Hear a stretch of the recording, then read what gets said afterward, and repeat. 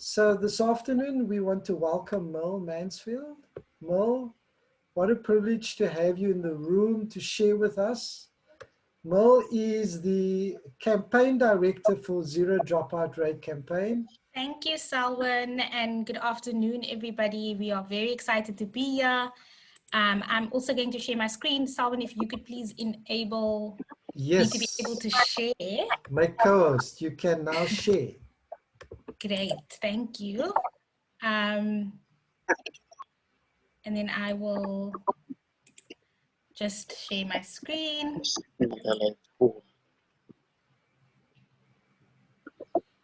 Are you all able to see that? I can see it. Now you've just gone out of it again. I've just realized that I have to include audio because I do have some audio that will not play if I don't include it. Okay.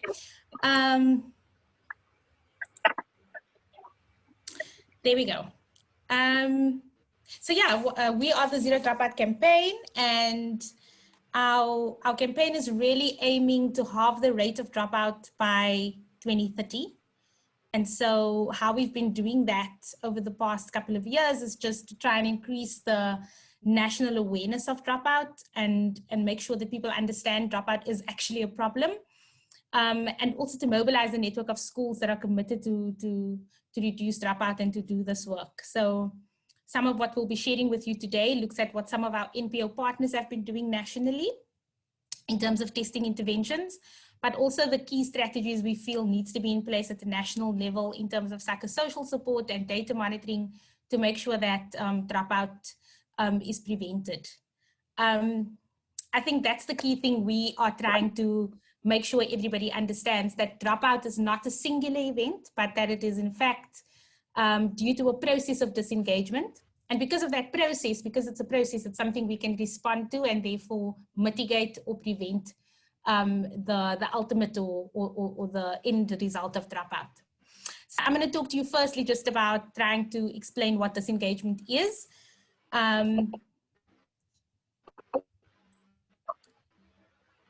So disengagement is a term that now globally is being used to describe how learners are gradually affected by a process and an interaction of factors. And we can loosely describe these factors into two categories. The one category is a push-out factor, which is usually something that happens to a learner within a school space. And those can be things that relate to poor teaching and learning, or poor learner outcomes, for example, repetition or learners being overage for their grade, and the kinds of push-out factors that interact to heighten a learner's disengagement at the end of the day. So the level of disengagement increases with the number of factors that is interacting with the learner. Now, this is the one category of factors, which is push-out factors, but then we also have pull-out factors. And the pull-out factors are generally things that are happening with a learner outside of the school space, which involves things in their community, things in their family, things in their individual lives. So if we think of things like the effects of inequality and poverty, family violence, or if a learner has poor family support or familial support, or community violence, for instance, those things definitely play a role in heightening a learner's disengagement. Now, I'm sure you know that for many of our learners, all of these things are interplaying in their lives on a daily basis. So these factors increase a learner's disengagement and ability to stay in school.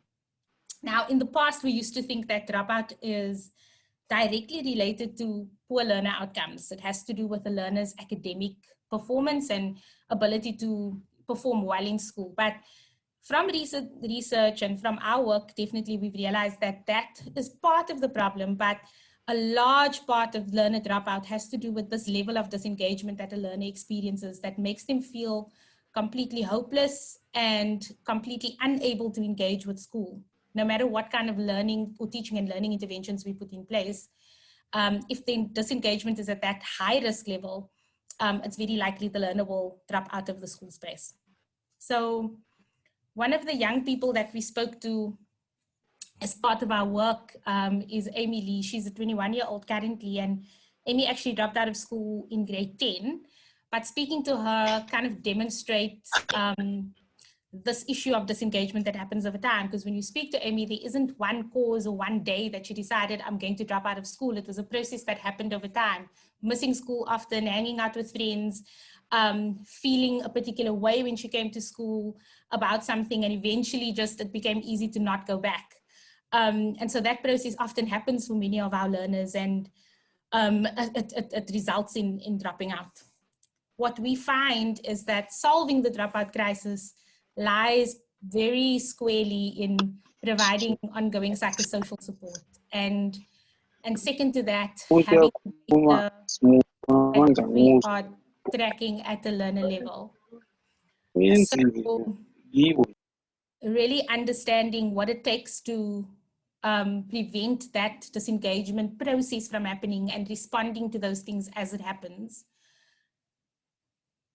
I want to take you through quickly just a little cycle that we often like to talk through when we're explaining to people why psychosocial interventions are so important. Currently within our education system, we have this three-pronged approach, which looks at teaching and learner outcomes, and we've added in disengagement in that. And this is currently a very negative cycle. All of our focus, or a lot of our focus really, is on teaching and learning interventions. So making sure that we are doing things differently academically within the class.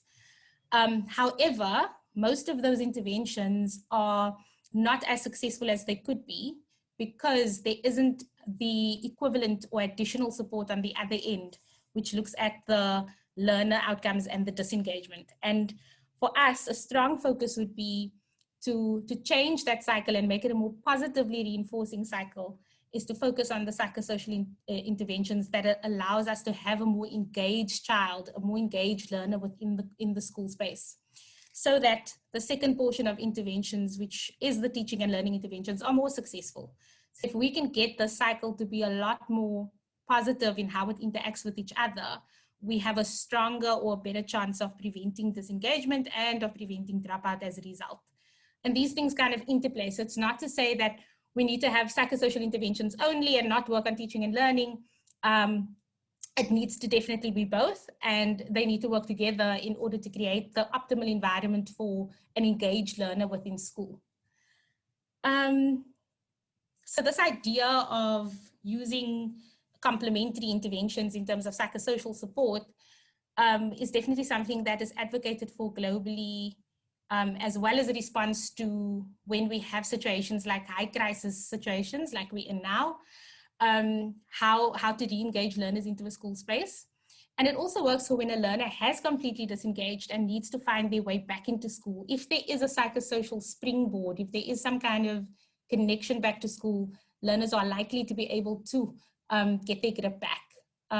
We have the example on the screen right now of Nolutando, and she became a mom at the age of 15. She dropped out of school, but she had established a relationship with one of the mentors at her school that actually works in our Eastern Cape program, and Mr. Clearly will be talking more to you about that later.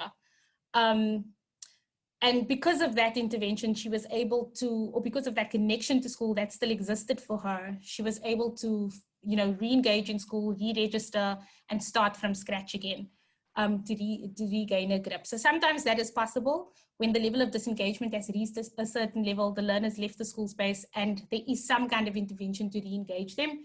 It is possible to get them back. And I think a lot of that is necessary now when we're thinking of the COVID-19 moment.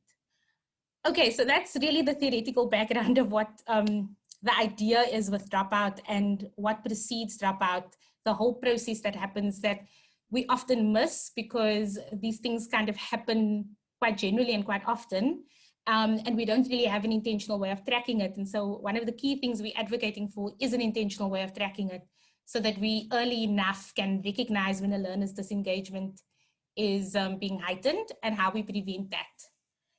I'm going to talk to you quickly about what the situation on dropout is in the country right now.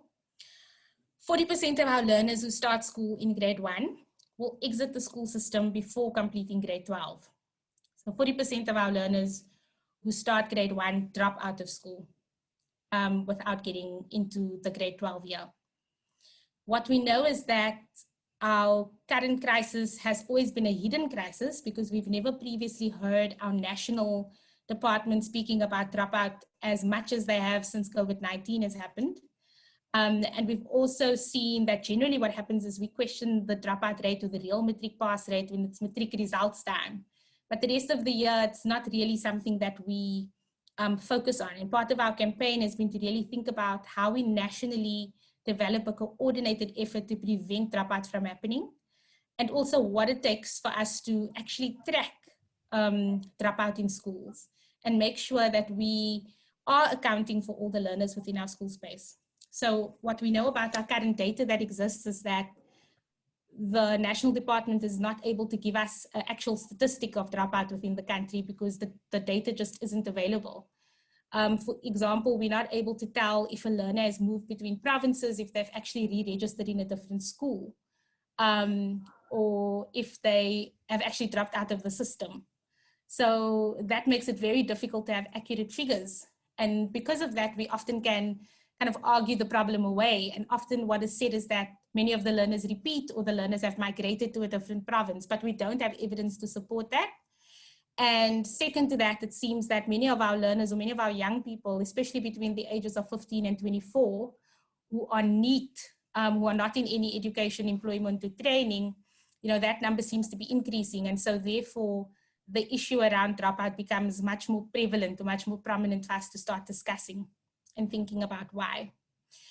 Part of the issue around not tracking and not having a number or not having a target for dropout in our country also means that the perceptions of dropout are very skewed. So often when we talk to people around the kids who drop out of school, they'll say things like, oh, they're the lazy kids, you know, they're the naughty children, they're the ones who are not interested in school, they're not motivated to learn.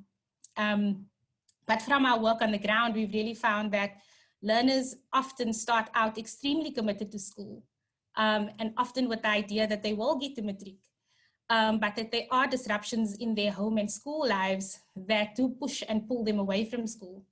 And because we don't have an intentional way of dealing with that, it often does mean that learners are unable, especially the learners who don't have additional support systems. It does mean that they do drop out of the school space and disengage from the school space quite frequently. We also know from our statistics that the highest number of dropout happens around the grade 10 year, and it's also the highest year for repetition. So many of our learners repeat grade 10. It's also mostly boys that are dropping out of our school system than girls. So we still have more girls completing schools than boys if we look at our national data. And we still have a number of learners who are likely to drop out of the school system, or we're unable to track them past a particular point if they've repeated at least once in a phase. So there is some kind of indication that those are telling signs or warning signs for us on kids that might be high risk in terms of leaving the school system altogether. So what we're advocating for really is to say that we can catch these learners before they actually drop out of the school system, that there is something we can do that prevents this process of disengagement from escalating to a dropout moment. And one of the things that is globally advocated for is early warning systems. And it's really a data tracking methodology that looks at tracking 3 key indicators, which is the ABCs: academic achievement, behavior, and chronic absenteeism. And tracking those 3 things within a child's life span or school span allows you to see when the child is at risk or what risk level they are at, and flags them ahead of time as somebody who might potentially leave the school space. Second to that, it also helps you to assign the kind of psychosocial response or intervention that's required. So if the risk level is extremely high, you may want to go to have a tertiary kind of intervention, a much more focused intervention. And when the risk level is lower, you might want to focus on having something that's more preventative, or starting out with a lower rate response. And that's quite useful in spaces where the resources aren't a lot. So you're able to kind of allocate the resources as they're necessary, or to work within the referral system a lot more intuitively. So to stream children according to their needs, according to that risk. And some of our implementing partners have been using this methodology, and I'll share that with you in a bit. Just for a quick moment, looking at the COVID-19 implications for dropout and disengagement. If we think about those factors that impact a child's life and gets them to disengage from school, the COVID-19 pandemic has definitely acted as an amplifier of those disruptions. And if we just think about things like the economic climate, so the 3 million people that have lost jobs from the recent CRAM study, we saw that there was an increase in hunger in 1 in 2 households. Also that access to healthcare, you know, was definitely under strain. And for many of our learners as well, the loss and grief of people they've lost during the COVID-19 period. We also saw an increase in gender-based violence. And so there could be the exposure to trauma or the experience of trauma and violence themselves. And these moments, I mean, the COVID-19 pandemic has definitely amplified the impact of these moments for our learners in returning back to school.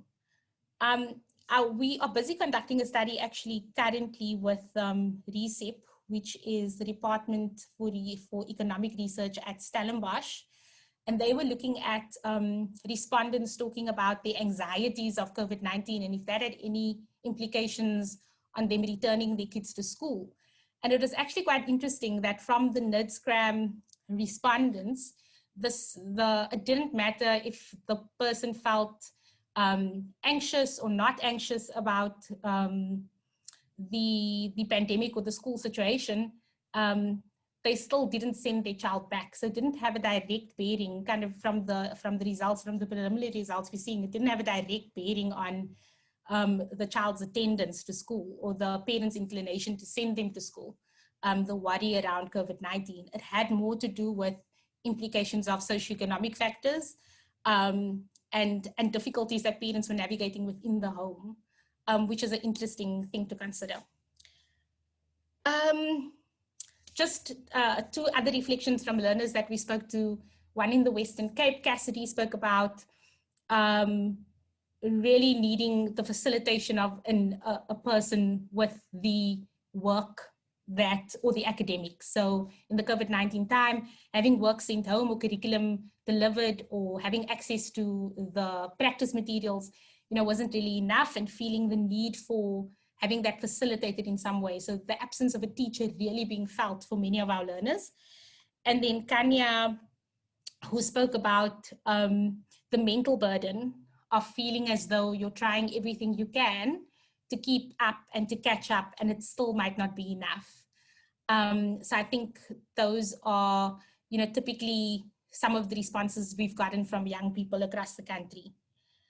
Just in terms of re-engagement, this speaks very briefly to that idea of having a risk matrix for learners. So understanding who are the kids we need to actually focus on, who are the ones we're really worried about, and doing that quite intentionally to be able to re-engage them quite quickly or to get the kind of resources they need a lot more intentionally.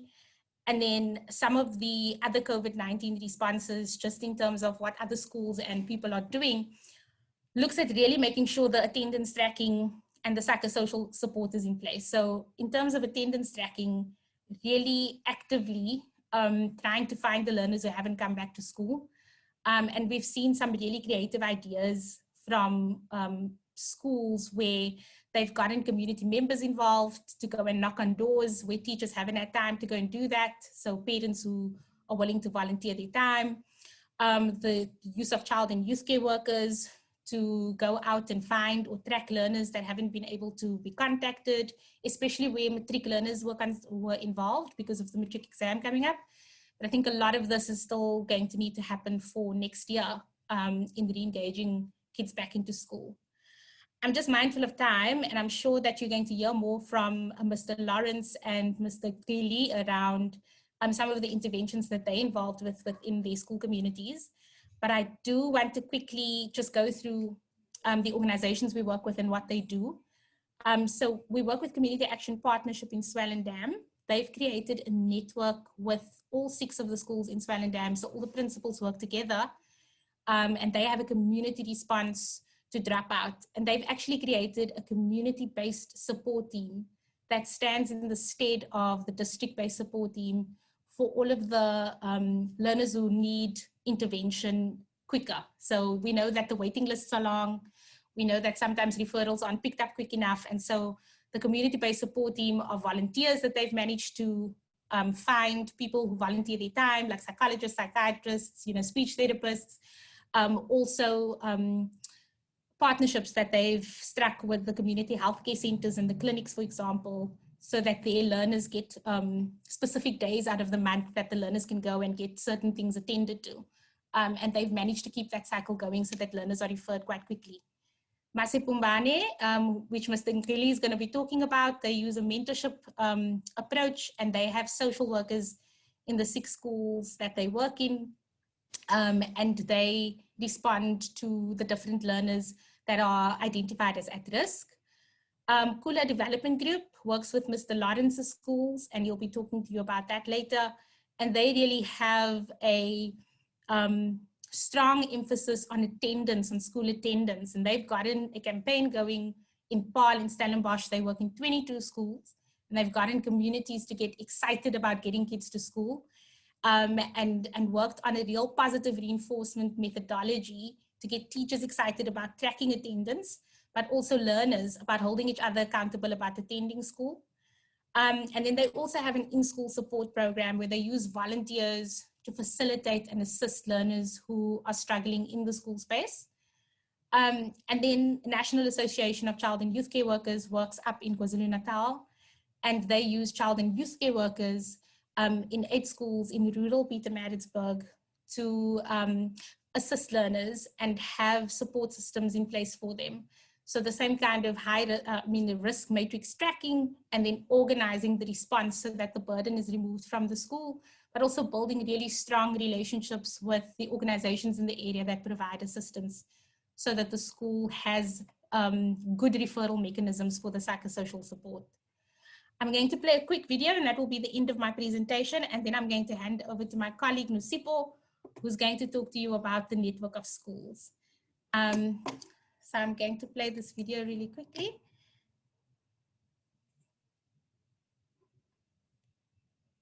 There we go.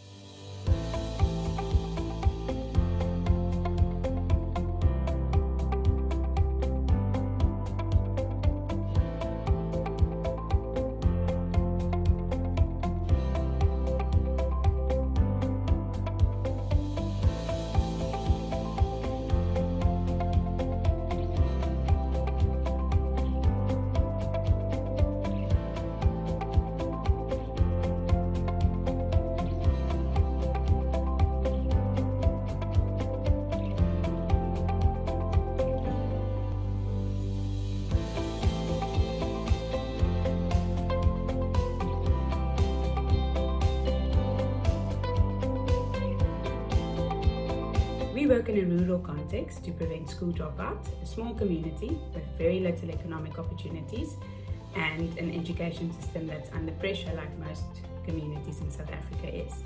We decided to group the 6 schools in this community together, 2 previous Model C schools and 4 no-fee paying schools, and get all of those schools on a set agenda, talking the same talk and walking the same walk. We call that the Change Makers Core Group. This group initially tackled dropout from a combined effort to just get everybody aware of what it is, what the impact of dropout would be on our community.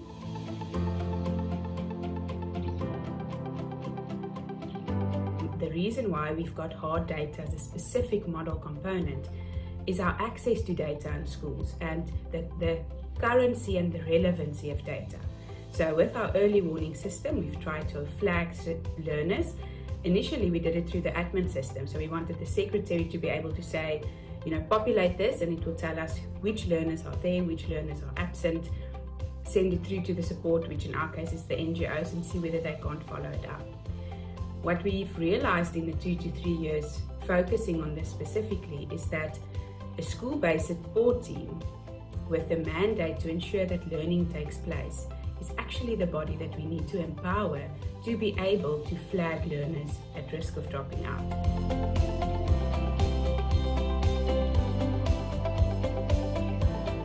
We work with 7 schools in KZN where we have placed child and youth care workers and also trained LSAs as child and youth care workers to provide low-cost psychosocial services. Our schools are in rural areas and some of our schools are in urban areas. Our schools and our learners come from under-resourced communities. and most of our learners come from very poor backgrounds. When we first started working with the school, we realized that there wasn't much work done in terms of tracking and monitoring dropout, even though the registers were being completed, but they were not submitted on a regular.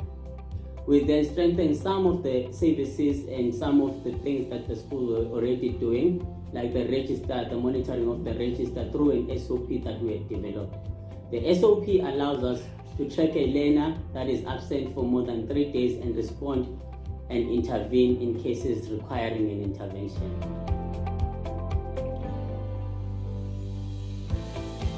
Kula Development Group worked in 22 schools in 5 areas between Paarl and Stellenbosch. We mostly work in quintile 1 to 3 schools that are characterized by severe poverty, alcohol abuse, gangsterism, and a lot of trauma. In our underground experience, we found that children as early as grade 3 permanently dropped out of the school system, and that the parents and the teachers didn't really view that as a crisis.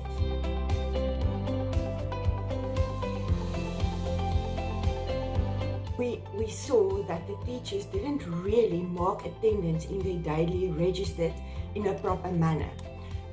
That also indicated not correctly on the report cards. We also saw that a lot of children were deregistered after 10 days, and that without the consent of the parent or information to the parents, and then when we wanted to get those children back into the school system, it was very, very difficult.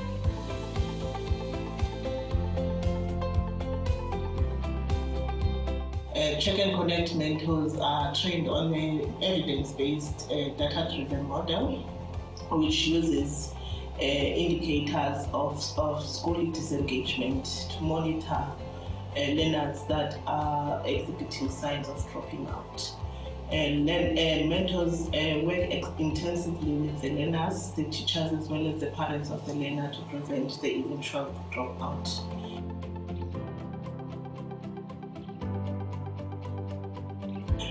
Check and Connect model monitors absenteeism, monitors class attendance, school attendance, as well as behavior and academic performance.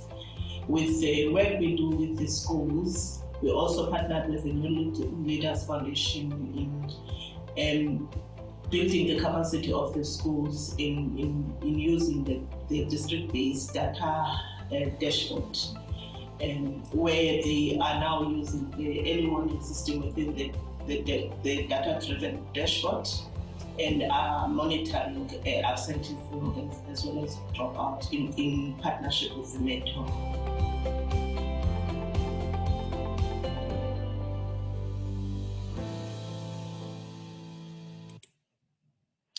Thanks, everybody. I'm going to hand over to my colleague, Nusipho. She's going to talk to you more about the network of schools.